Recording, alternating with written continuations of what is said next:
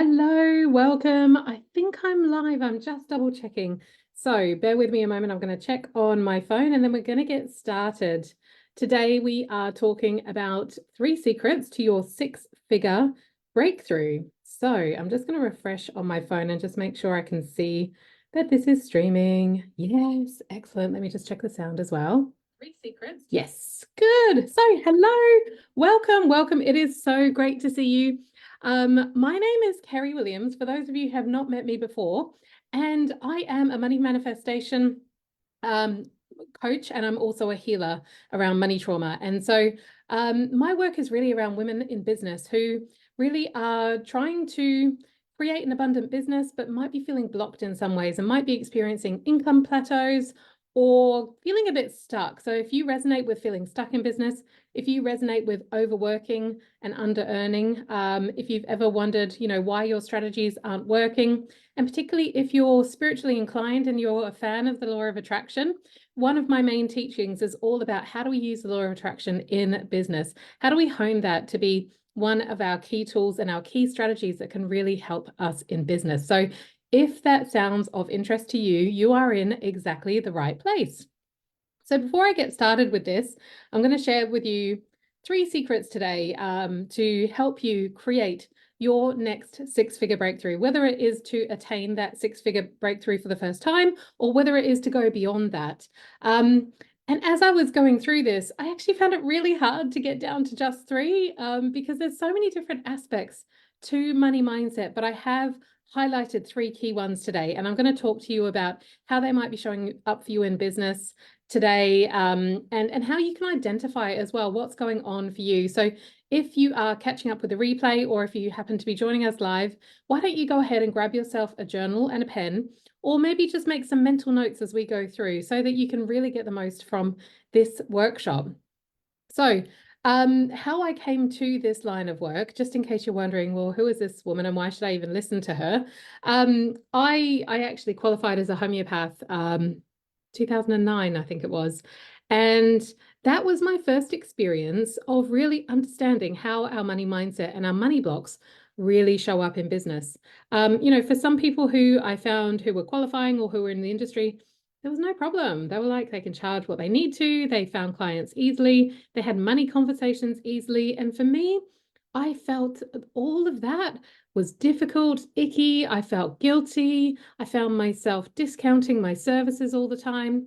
I found myself actually even having a hard time, telling people what I do, because I didn't want people to think that I was selling to them and, oh, it's too salesy and all that kind of stuff. So I was confronted with everything that I thought about money, about business, about sales, about wealthy people, people who make decent amounts of money. And it was really impacting my business. So I had to get some help with that. And so over time, I discovered the work of manifestation. I think it was the principal of my college from Homeopathy College. She introduced me to one really powerful practice from Stuart Wilde. And it was a visioning practice that really, really helped me to manifest clients exactly as I had written on that card. And I looked at that card every day and it started to shift everything in my practice. And that's when I was really introduced to the power of mindset, the power of manifestation, and how that can be really helpful in our business. So over time, I went from a place of having invested a lot of money in training, trying to set up a business in this in this area, working part-time while setting up a business, finding it really uncomfortable, hard to have these money conversations. And I found that I wasn't earning enough. And so for my normal living expenses, I was using my credit card and I was getting more and more into debt. And I found myself in quite a lot of debt, especially for that place that I was at in terms of my income. So I had about 20,000 UK pounds in debt at that time, which felt like a huge amount of money because I think, with my part-time job, I was only earning around that much. So I was like, oh my God, it's going to take me years to pay this off. And that was a really, really depressing thought. So I used a lot of this work to really help me pay off my debt, elevate my money mindset, elevate my money thermostat, which is something we're going to be talking about today, and just basically plug in prosperity consciousness into my mind so that I could actually create a much more abundant life, a much more abundant business. And the beautiful thing about all of that is that when we create such an abundant business, we're really able to be present for our clients. We're really able to take the time that they need. We're able to offer the services that they need, without having to provide shortcuts or having to, make it like as little a time period as possible, which might be too small for the transformation offered. If there's more than enough within the business, then we can actually offer so much more to our clients and they get so much more. So it is a really beneficial thing to work on, not just for you, but also for your clients as well. So I want to talk to you today about these 3 secrets that I found for a 6-figure breakthrough. And these were some of the key ones for me as I paid off my debt and as I started to add different streams of income, as I grew my practice and the income that was coming through that business at the time, and then I had my first 6-figure breakthrough, and that was incredible, and it took a real shift in my energy system to actually create that. Okay, so here are the 3 secrets that I found that were the most important, that I found these were the biggest blocks when it came to manifestation and using the law of attraction. So the first one is the identity shift that I needed to actually have. That was huge, absolutely huge. Like, was I thinking about myself as an employee? Was I thinking about myself as a newly qualified person? Or was I thinking about myself as, a really, a really, 6-figure CEO who, knew what she was talking about, and she was like, amazing in business. Hello, Aoife. Lovely to see you here. Great. So, Aoife, I would love you to share in the comments, anything that you were getting from this. We're talking about identity right now. Is there an identity that you have ever found that has held you back in business? So for me, definitely the employee mindset was a huge one. That kind of drive of like, oh, I have to have like some form of income coming in every single month, and the fear of not having that, of having to go off my own back, that just put me into a bit of a breakdown. Like my nervous system was just, completely traumatized at that point of just thinking, oh, I'm not going to be able to provide. I'm not going to be able to have enough money. I can't pay my bills. So that identity for me was a huge one. Being a trainee as well, I hung on to that identity for a long, long time. Oh, I'm a trainee, I'm a trainee homeopath, or when I started going into coaching, I'm a trainee coach. I'm just starting out. These are some of the thoughts that come up with that identity. I'm just starting out. I don't really know what I'm doing. I'm new to this. I'm a newbie. Does that resonate with you? If any of these resonate with you, I encourage you to write them down and actually highlight them and put them on paper and get them out of your head so that you can actually see what's there. And I'm going to talk to you about how we change these soon. We're not just going to be, indulging in all the painful things in your life right now.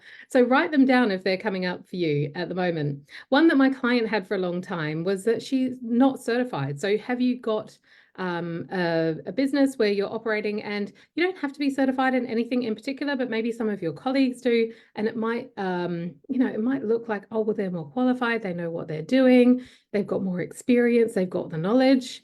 So do you have that kind of thought process, that kind of identity? I'm not certified.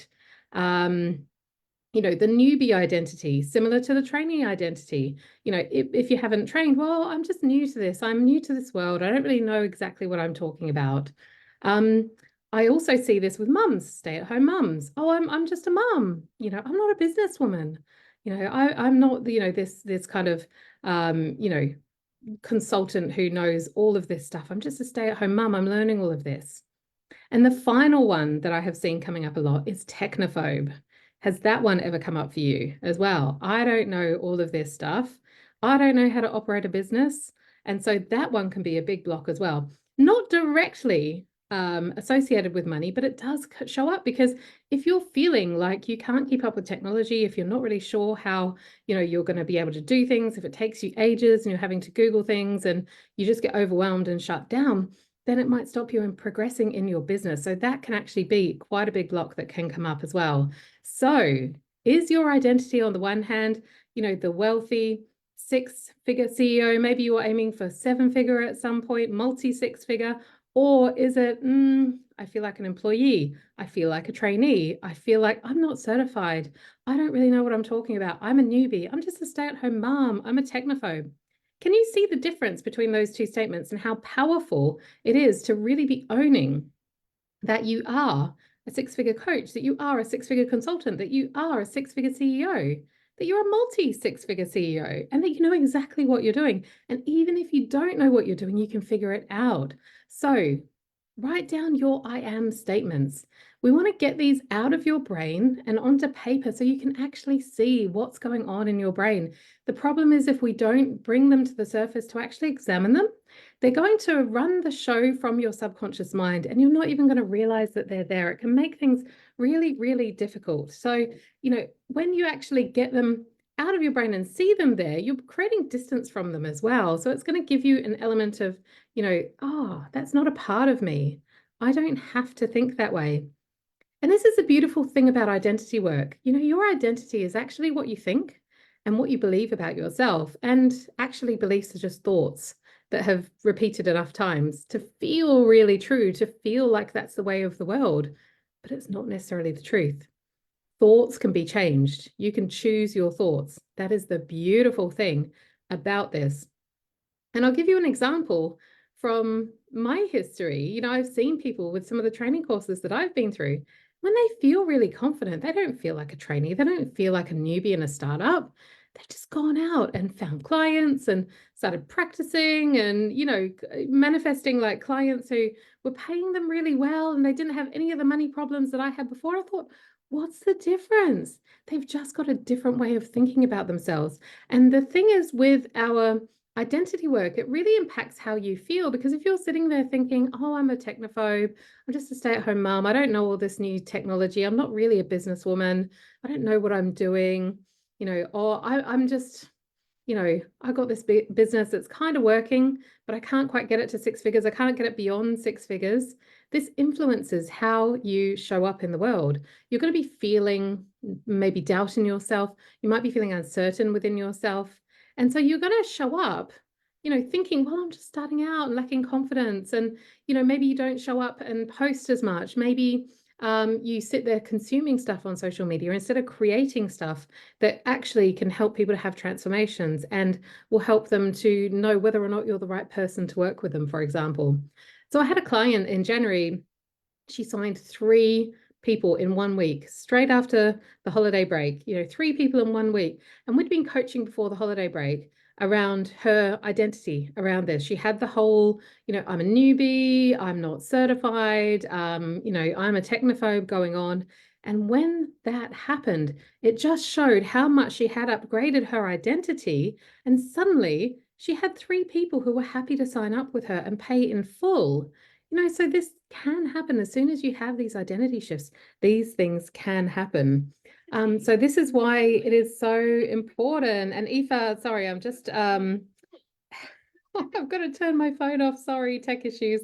I'm trying to see the comments as I am watching. So speaking to you, so Aoife, I am 7-figure bound. I love that. So what would it be like for you to put on that identity? I am a 7-figure CEO.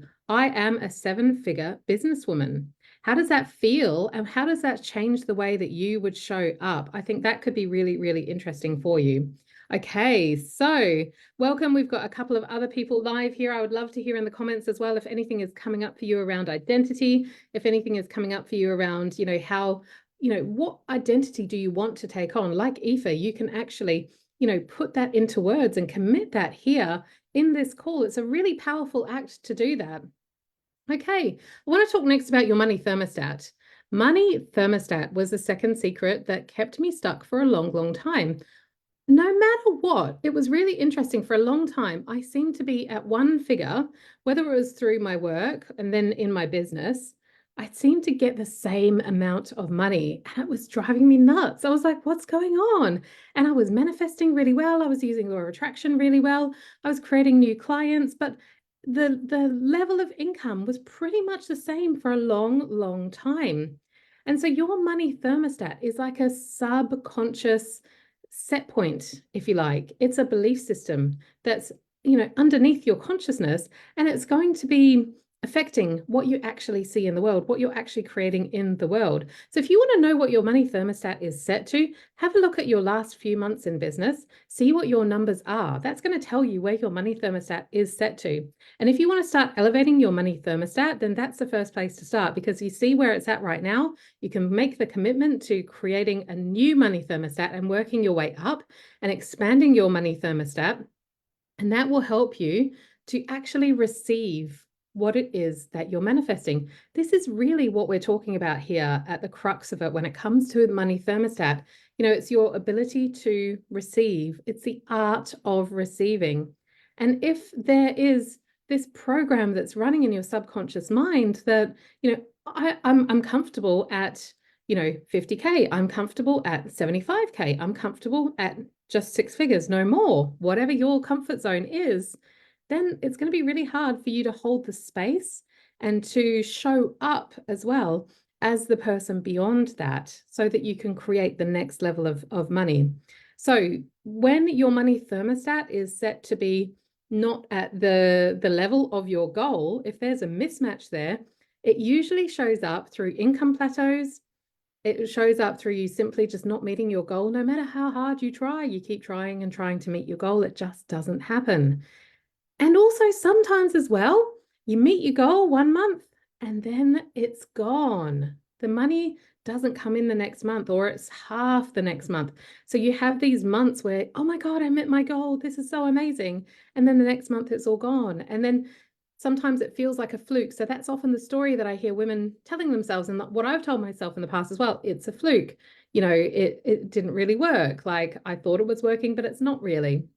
When we go back into that thought process, it's just reaffirming and giving, like it's reaffirming and it's reintegrating that lower money thermostat. So what we want to do is to continue to be open to create that larger money thermostat, so that you have the space and the capacity to receive everything that you are creating. So let me know in the comments, what is your new money thermostat? Let's declare it today. Declare it to the universe. And if you're feeling shy about your money thermostat and what you want to declare your new money thermostat is, no worries. Write it on your piece of paper in front of you. Get it out of your brain and into paper, into reality, and let's start activating the universe and showing that you are declaring a new money thermostat. Okay, the final secret, money story. So your money story is just going to dictate almost everything when it comes to your dealings with money. And let's face it, money is in every aspect of your life. You're going to be using it day in, day out, and your brain has probably got some thoughts about it. So what story do you tell yourself about money? Is money something that is beautiful for you? Is it a loving experience? Do you have a loving relationship with money? Do you show up and show it attention? I mean, imagine if you were to personify money as a person. Is that person someone that you have a loving, good relationship with? Or is it someone that you kind of ignore quite a lot and you'd rather not talk to, and you wish they weren't there in a way, and actually you think they might be a bit evil? That can be a nice way to kind of explore what's going on in your brain around money. If you were to personify money, what type of person would you have in front of you? Is there a character from your life that comes up? Our money story is created, I mean, primarily a lot of it is solidified from the ages of 0 to 7, when we take on all of our beliefs in the world. And so you're going to have taken on, your experiences, your lived experiences, your family's experiences and their beliefs, society's experiences and beliefs. And from that baseline, you're then going to be layering on all of the things that have happened through your life and through your timeline, so that it becomes this kind of storyline all around money. Has it been hard? Has it been a struggle? Has it been something that has felt unfair, that's never really there for you? Is it something that it's okay for others, but not for you? Is it something you've always longed for and you feel like it's almost like unrequited, it's never been there for you? Or is it something that, maybe even there was a harder start with money, but, it's getting easier and easier, and money is a beautiful exchange, and it makes life easier, and there's more freedom to be had. And yeah, maybe it might not buy exact happiness, but it can alleviate a lot of things in life that can contribute to you being happier. Do you see the difference in those two stories? So the story that you're telling yourself about money, even if you had a struggle in your earlier life, is really, really important, because in business, when you're showing up talking to people, if you believe that wealthy people are bastards, if you believe that it's bad to want to have money, to want to be rich, if you think that you're ripping people off by charging a certain amount of money, you're not going to want to have that conversation. And that's exactly what I found when I first went into business. My money story was really sabotaging me. It was not serving me at all, and I did not even know that it existed. So I hated talking about money. I was discounting all the time. I was feeling guilty for charging for money. I wasn't following up. And it just wasn't the light experience that I now have these days, where money comes much more easily. It's easier to talk about. Sure, I can always get better with my money story, as we all can. It's a continual kind of evolution, but it's not sabotaging me like it used to. I used to think that people would believe I was exactly the same as what I thought about money, if that makes sense. So I was holding beliefs like, rich people are bad, money is evil, I don't want to appear too salesy, like I don't want to be like money grabbing, all those kinds of thoughts. And what was going on in my head, I thought other people had in their head, and it's not true. It was really not true at all. But because I had these thoughts, of course, the law of attraction was bringing me those experiences so that it could show me what was going on, and it was showing me the things that I needed to heal. So that's what I really needed to be looking at. So you want to have a look at your money story. What experiences have you had that really stand out with money? Where were the times in your life when you felt money was a positive thing? And where were the times that you felt that money was a negative thing? What did your family used to say about money? Anyone who's on the live call or anyone who's watching the replay, let me know in the comments if there's any beliefs that you remember from your family. I remember I was having an energy healing session once, and my dad used to say this phrase, effing yuppies, whenever he saw people in like really like swanky cars or anything like that. And I don't know if there's any Australians on here, but I think yuppie was like an Australian term for basically like just a horrible rich person. I don't, I think that was the meaning of it. And so I had this kind of idea that I picked up from my dad, like wealthy people were really bad. Like they were stealing money, they were holding all the resources, they weren't helping out the poor people, all that kind of stuff. And I remember doing an energy healing session, and that phrase just kept popping up. And I was like, oh my God, that's what my father used to say. And I've got that in my subconscious mind. So I don't want to be that person. I don't want to show up and potentially be like that person that my dad used to, used to basically like say was just the worst person in the world. So this is how it can show up for you.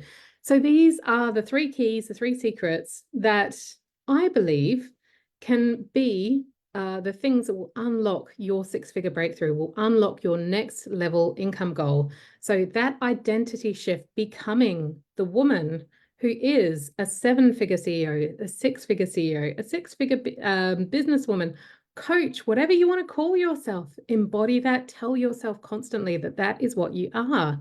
Do some work on your money thermostat. Start, setting those money goals higher, and then consciously, start to do some energy work and some coaching around your money thermostat. And then finally, the money story. See what's going on in your brain, find out what you've picked up from earlier in your life and from other sources, and see if you can start retelling that story to yourself. Because if you do that enough times, your brain will start to pick it up and you'll start to just talk like that. It's really amazing how repetition just really solidifies these things. And so really, just to sum up all of this, I want to say, if any of this has resonated with you, if you're wondering what you can do about this, this is what I tend to see has worked the best from my whole money journey over the last decade, from going 30K in debt and, having all these money issues in my business to now, being at six-figure level and, upgrading my money mindset and paying off my debt and going into investments and having different income streams. It's really that upgrade through coaching, through mindset coaching that has really helped me, taking the aligned action, that repetition that aligns with that new identity, being a six-figure CEO, being a seven-figure CEO. What does that look like? How do you show up? What does she think like? What does she feel like? What does she do? That is how you're going to start changing this. And then the energy work that will start to change your subconscious mind, start to up level your money thermostat. And tapping is my favorite tool for that. There is a lot of tapping available in this community as well. So if you want to get started on that today, go and have a look.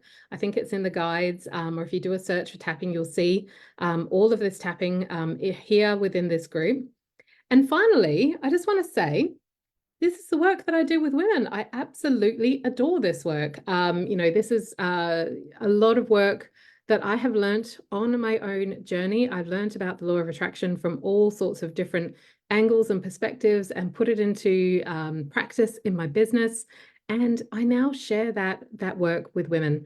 And, it's an absolute pleasure to do this work every day, helping women to create more money through their business. Because ultimately, usually when money is in the hands of women, everyone else gets taken care of as well. So, it's like this is really, really important work.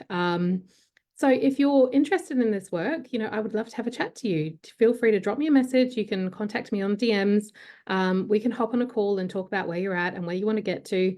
And I always offer some help on these calls.